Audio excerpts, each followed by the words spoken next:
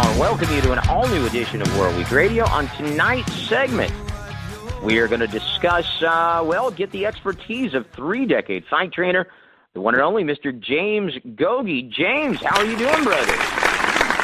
Hey, Joe, I'm doing good.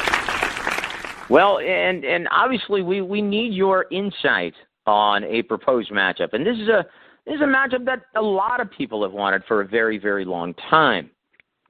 And it's Manny Pacquiao, who just captured the W.A.W.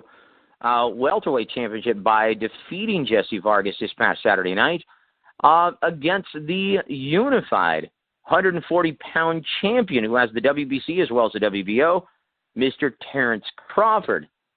Now, seemingly, Gogi, there's nothing stopping this matchup because both guys fight on HBO. They also fight under the top-ranked promotional banner and promoted by Hall of Fame promoter Mr. Bob Arum. So your thoughts on this matchup? Is this the matchup you think that people want to see the most when regarding Manny Pacquiao? Well, it depends on his fight coming up in December with John Molina. His last performance on pay-per-view, oh boy. It was a great, brilliant, technical performance, but it wasn't the type of fight you want to see on pay-per-view. You know, he was moving too much around the ring. He wasn't engaging in a lot. He wasn't engaging in a lot of exchanges. He was being more tactical, safety first, counter-punching Victor Poso, pretty much the whole fight. But it's just his movement around the ring, just like Mayweather when he fought Pacquiao, that pretty much turned people off. And nowadays, because if people are gonna buy a fight, hey, they want to see a fight, okay, not somebody running around the ring, like a chicken with his head cut off and fighting a tactical, intelligent fight. Nah, that's not pay-per-view, okay? If people want to, especially the Hispanic fans out there who are driving the pay-per-view in the USA, they want to see a fight. They want to see two guys get it on, and the fight for this fight to happen with Pacquiao. He's got to sell himself, okay? He's got to sell this fight. He's got to not only win, but look good doing it. And then you could create a buzz for being the next opponent for Manny Pacquiao. But, if he goes out there and gives a performance like he did against Poso, there ain't going to be no buzz, no excitement from the great boxing fans out there, and they're not going to support a pay-per-view fight with him and Pacquiao. Well, this is what trainer Freddy Roach, who has been Manny Pacquiao's longtime mentor, right? This is what he said about a proposed Terrence Crawford fight. I do think it could be just like the Floyd Mayweather fight, very difficult because Crawford is more of a counterpuncher and a boxer and so forth, and Manny likes it more when people come to him. It could be a difficult fight. With Manny's experience, though, he does know how to cut off the ring. But that might be in the future because I know Bob wants the fight. He really wants that fight. It's been offered to us before, and then this fight came up with Jesse Vargas. It's something we have to consider and something we have to look at, and we have to get in really good shape to beat a guy like Terrence Crawford. He then went on to say, quote, "We've never really talked about the Crawford fight. If we can't get Mayweather, that might be the second best thing out there. I know Crawford is a good fighter and it's a tough fight, and it's a fight that we have to fight because the people want it, and we're still considered to be at that level. I don't want Manny fighting nobodies. That's not why we're here. We want to be the best of the best. If Crawford is next, then Crawford is next. That fight can happen," end quote. So obviously, Freddy Roach is a little tentative. They've been offered this fight before. They chose Jesse Vargas. They chose Timothy Bradley. This fight was offered to them as early as April of this year. So, Gogi, please remind everyone why Manny Pacquiao might not look so good against the enigma from Omaha, Nebraska, Mr. Terrence Crawford. Well, similar style to Mayweather, okay, where he frustrates you and makes you look bad, okay? But the difference between him and Mayweather just fights from the right-handed position. This guy's a proficient technical switch hitter. who fight right-handed or left-handed with equal skill, equal precision, and high boxing IQ from either side. That's why Freddy knows it too, that this guy, will be a technical matchup nightmare for his guy. The guy's, switching back and forth. The guy's movement in the ring, his quick, sharp counter punching, this long, lengthy, stinging jab that's going to keep Pacquiao at bay, just like Mayweather. Joe, it's just his ability to go back and forth, man, at a high elite level skill level, okay? And with a high boxing IQ from either the right-handed position or the left-handed position, his ability to counter, his ability to control you at distance and range from the right-handed position or the left-handed position with a proficient jab from each position. Oh, God, Joe, his footwork, his ring intelligence, his ability to adapt, his ability to keep you off balance, keep you off timing, where you can't get in a groove offensively. Oh, yeah, Joe. Yeah, Freddie knows, man. And when Freddie knows, he's seen everything about this kid Crawford when he fought when this guy Postal, looked terrible, just absolutely terrible. He's seen firsthand what kind of problems that this kid can provide his guy Pacquiao. Yeah, a lot of people brought up the weight.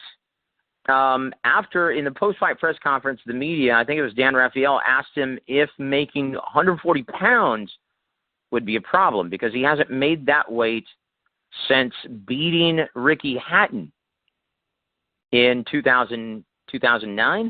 I think it was in May of 2009. And at age 38, that might be a problem. He's turning 38 in December. So they asked him, Manny, Dan Raphael asked Manny of ESPN, asked Manny if he can make 140 still, if that's where the fight would be. And this is what Manny had to say. I'm going back home to the Philippines and back to work in the Senate, and then I'll talk to W.A.W. about my next fight. I don't know who the fight will be against, whoever the people want me to fight. I don't pick opponents. Whoever my promoter gives me, I will fight. Anyone at 47. Crawford at 140? Not a problem. End quote. So apparently, according to Manny Pacquiao, as well as his trainer, Freddy Roach, they believe that 140 is his natural weight.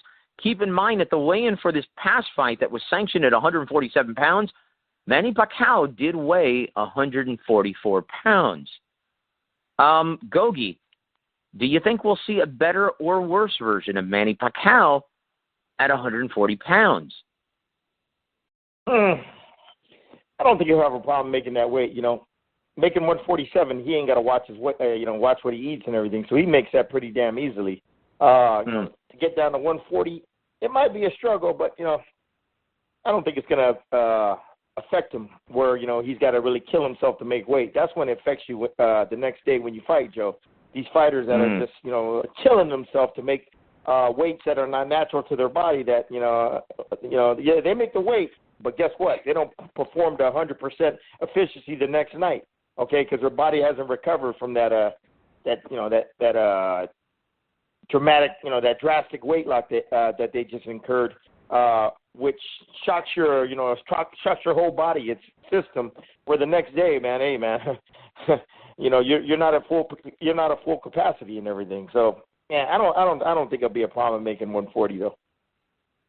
Yeah, when speaking with Justin Fortune, his strength and conditioning coach, Justin actually stated that Manny Pacquiao has to take in between 4,000 and 5,000 calories just to make 147 pounds while he's training and working out.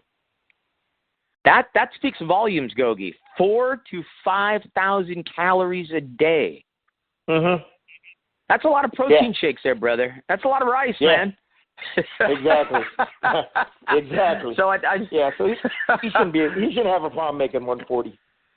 And there you have it. So, guys, we very well could be, depending on how, spectacular Terrence Crawford looks against, John Molina Jr., who's coming off of a surprisingly good performance against Ruslan Provodnikov. I just thought I'd throw that in there. I love me some Ruslan Provodnikov, but Yeah, he's looking like a shop-worn fighter at this stage in his career. If you allow Mr. John Molina Jr. to outbox you, and you can't cut off the ring against him, yeah, that's not a good sign. Yeah. So I tell you what, John Molina Jr., he's coming in off of a big, big victory, feeling very confident, but Ruslan Provodnikov is not Terrence Bud Crawford. So here's a tell of the tape. Mr. Terrence Bud Crawford, he's going to come into the ring on December 10th against John Molina Jr. at the CenturyLink Center in Omaha, Nebraska. At age 29, he fights out of the orthodox stance sometimes. He also can fight proficiently out of the southpaw position, just like Maestro Gogi just stated. He stands 5'8" tall. That is a big junior welterweight. He also has a very lengthy 70-inch reach, residing and he was born in Omaha, Nebraska.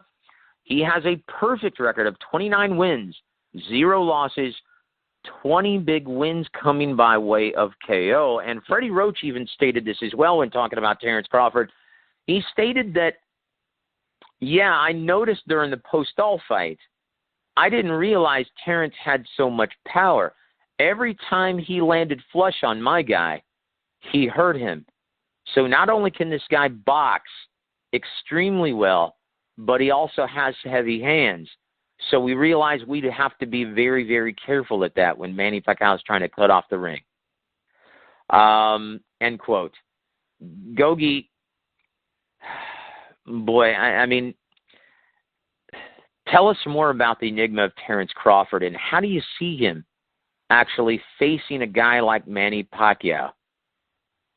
Oh, like I said, Joe, he's a stylistic nightmare matchup for any fighter out there because of his ability to go back and forth, right-handed, left-handed, at a high elite skill level with a high boxing IQ, okay? His jab is just as proficient from the right-handed position like it is in the left-handed position, okay? His lead jab, he can control your range and distance with either hand, and his ability to, his ability to counterpunch you, counterpunch from both stances, his ability to throw the different creative combinations, stuff like that. Like you said, Joe, he's got pop on his punch, so he can hurt you at any time.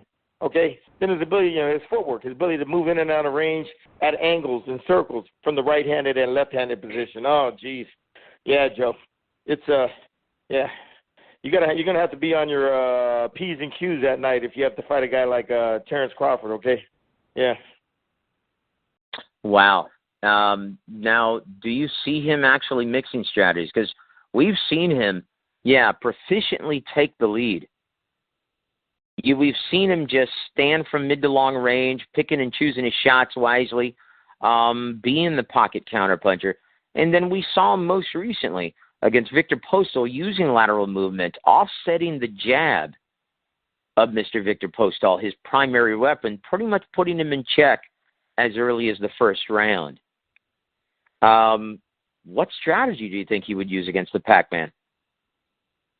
Honestly, Joe, nobody knows. Only Terrence Crawford knows once he gets in that ring. It's how he feels, Joe. It's a feel. It's an instinct. Instinctively. He has on whether to stay right-handed or left-handed. Okay, like I say, his ability to control distance and range from the right-handed position or the left-handed position gives him a huge advantage over every fighter he can fight. Now with Manny Pacquiao, when he gets in there, everybody knows Manny has problems with movement. So I expect him to give him a lot of movement, or he's not standing in front of Manny like Antonio Margarito, okay, a punching bag, okay? I expect him to give a lot of movement, moving in circles, moving in angles, moving in and out of range, and establishing that jab, either from the right-handed position or the left-handed position, to control him, to make the fight easy as possible, okay? Because you don't want to get in an exchange with Pacquiao because even though, he's lost a step, but he still can hit, especially with that left hand. So I see him, how he feels in that ring at the time of the fight. It's going to determine whether he fights in the right-handed position or left-handed position. You don't know, Joe. The guy is he's unpredictable. Oh, that's why he's another That's why he's a stylistic nightmare matchup. You don't know what he's going to do when you get in there, okay? You could prepare, watch tapes, and you expect him to fight a certain way from the right-handed position, then also he'll switch up and stay that way. Then he'll switch back and forth. You know what I mean? The whole fight. And it's like, oh, geez. That's what Gogi. I expect, okay? Gogi, if you were Freddy Roach, how do you prepare for a guy like that in the gym? You better have a right hand. Like I said on previous shows, you fight a guy like that that's equally skilled from both sides. You better have a good right-handed sparring partner. You better have a good left-handed sparring partner. Okay, a guy that's going to give you movement. A guy that has a long stinging jab to keep in your face. A guy that's going to throw fast, sharp combinations. A guy that's going to counter you with fast, sharp combinations. Okay, and you have one of each. So when you spar, you know, when you spar them, you just don't have one guy go one round, another guy go another round, another guy, you know what I mean? Now what you do is you mix it up. You know, give a guy, 45 seconds a minute, then pull him out and put the, pull him out and put the southpaw in there and let him go there for, 45 seconds and pull him out and get the right-handed back in there. That's what I would do. Just keep switching it up, okay? So he gets used to that switch hitting style, and he won't be confused. The night of the fight, you know what I mean? Then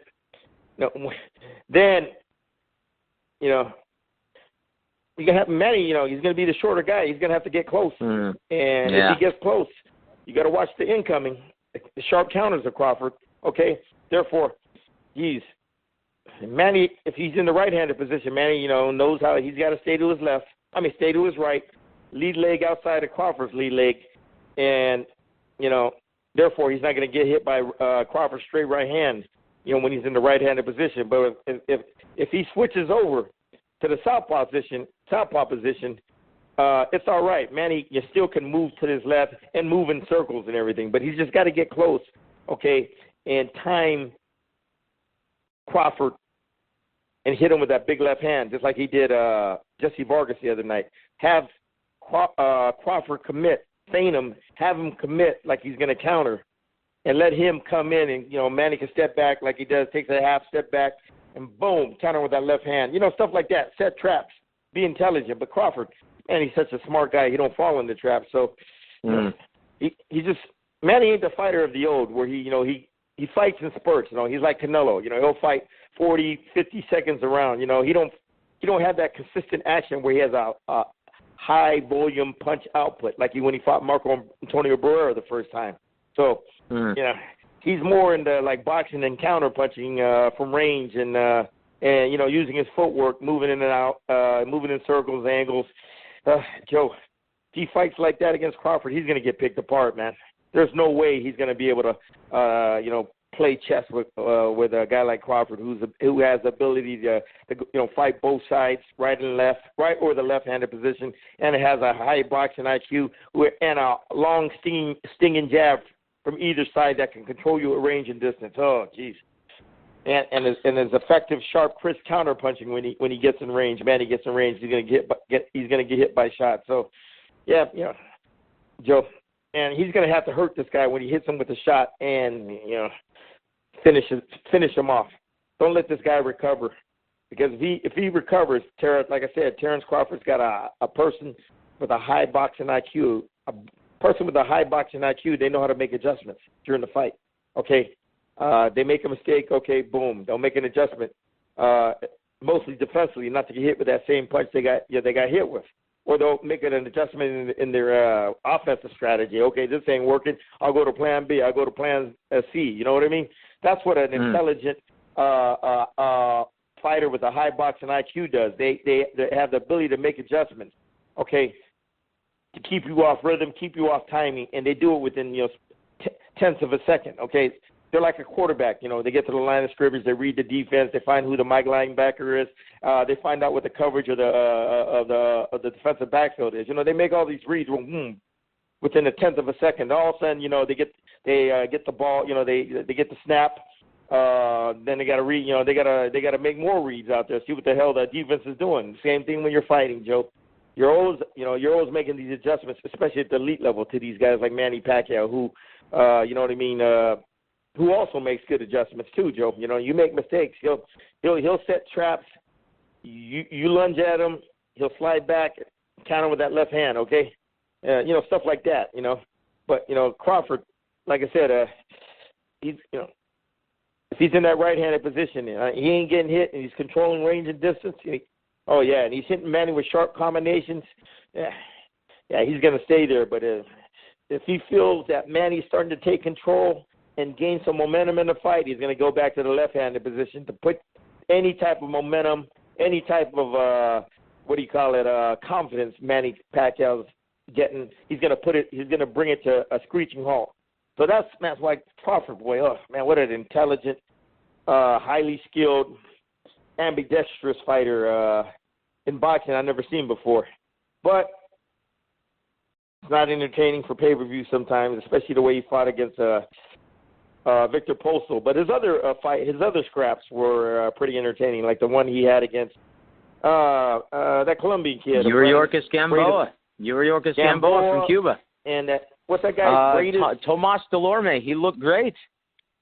Delorme and what's the guy? Bradis Prescott. He looked great. Bradis Prescott. Like he looked great. Yep, absolutely. Yeah, guys like that. He looked good. But against Postol, he knew Postol was a special type of animal. You know, tall, rangy, long, stinging counterpuncher. So he had to neutralize all of Postol's strengths by implementing constant movement in the ring. Okay, not standing in front of Postol where Postol would get off those quick counters.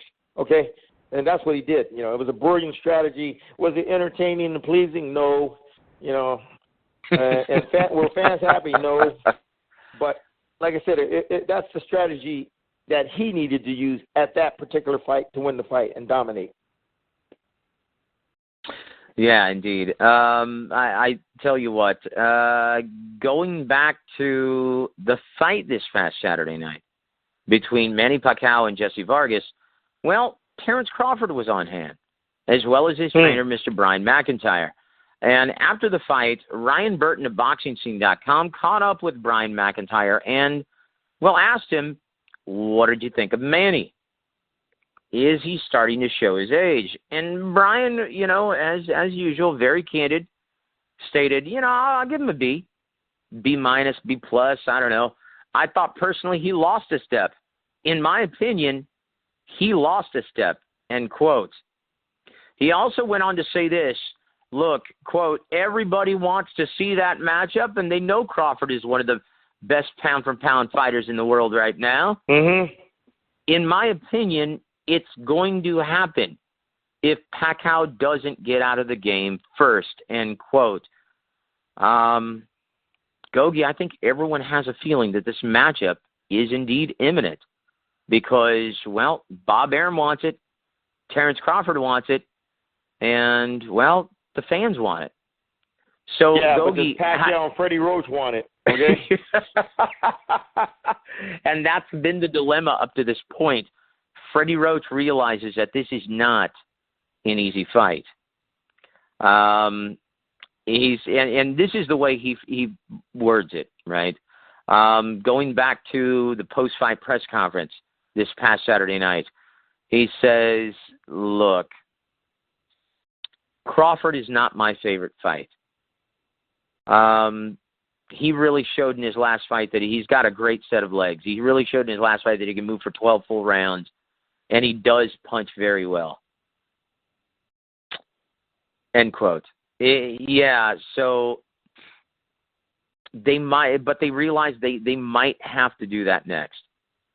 Freddy Roach characterized him as a young Mayweather. So, Gogi, since we're at the end of this short World Week Radio segment, please let us know your prediction, how you think this fight would play out if this happened sometime next year. Pacquiao, unanimous decision. Crawford, unanimous decision. Yeah. Man, quit trying to screw with us, man. What's the matter with you? Yeah, Crawford, unanimous decision because of everything I talked about on the show. You know, his unique, highly skilled, elite level, highly skilled skill sets from the right-handed and left-handed position, high boxing IQ, footwork, movement in the ring, all this stuff that's going to neutralize everything Manny Pacquiao brings to the table, and I can see him outpointing him the whole fight and controlling him with that jab consistently, catching him with sharp counters. Basically, yeah. I don't see him leading that much and taking the initiative because Manny Pacquiao, he wants you to do that because Manny's he's a very sharp counterpuncher too himself. Especially with that that straight left hand, that counter left hand he likes to throw, or that counter check right hook. But I see Crawford fighting intelligently, with movement, either with the right-handed position or left-handed position, and everything is once he gets his footwork good, and he's establishing his jab at long distance and controlling range and distance, he's going to get in that rhythm. He's going to get in that flow. His confidence level is going to start going up, and boom, combination punches are going to start landing. Sharp counter punches are going to start landing, and stuff like that, Joe, which he's going to be able to win these rounds. Let me ask you something, Gogi. Considering what's at stake here, right? Terrence Crawford, as well as even promoter Bob Arum, thinks that Terrence Crawford is the heir apparent to possibly becoming the biggest star of the sport eventually. He already has a big following in and around the Omaha, Nebraska area. He's already considered one of the best pound-for-pound fighters in boxing. Undefeated guy. Mm-hmm. Great ambidextrous skill. Good power. Very intelligent. But he needs to... Does he need a resounding... If he fights Manny Pacquiao, do you think he needs a resounding and impressive victory against Manny Pacquiao, or does he just need to win in order to gain that mainstream and casual fan base? Look, winning ain't good enough. You got to look good. Bernard Hopkins told me that back in Big Bear Lake, 1997, when he was getting ready for his third title defense against Glenn Koff Johnson. Okay, that was his mindset. Winning ain't good enough, he told me. You got to look good, and that's the same thing Crawford's got to do. Okay, he's got to look good. He's got to look good. If he wants to be that star and elevate himself into the to one of the top 2 or 3 pound-for-pound fighters in the world, well, hey, you got to prove it in the ring. All right, you got to prove it in the ring, and the way you do that is beat Manny Pacquiao and look good doing it. Okay, a knockout is preferred, but if you can't get the knockout, then a complete domination of Manny Pacquiao, and that's going to open up a lot of eyes out there, Joe. Okay. That'll open up a lot of eyes. So can you actually see him taking the kind of risks, taking the kind of chances against Manny Pacquiao that he did against Yuri Ortiz Gamboa? Because after that performance, boy, that really put him on the map. He really created a huge ripple and a buzz among the boxing community with that sensational knockout victory. Can you see him putting forth and taking that many risks against a gentleman like Manny Pacquiao? Yeah, Manny hits too hard. If Manny hits this guy, he's going to hurt him. So I don't see him taking any type of risk. Yeah. Indeed. Guys, I tell you what, I really hope this fight happens at 140 pounds. Manny Pacquiao versus Terrence Bud Crawford at 140 for all the marbles at junior welterweight or super lightweight, however you want to classify this 140-pound showdown. But, guys, huge thank you to Mr. James Gogi. You can hear every single week on War Week Radio. Guys, I'm Joseph Herron. You've been listening to War a Week Radio Network. Guys, don't forget to like, comment, and subscribe to get all of the latest segments of War Week Radio. Have a good evening, everybody.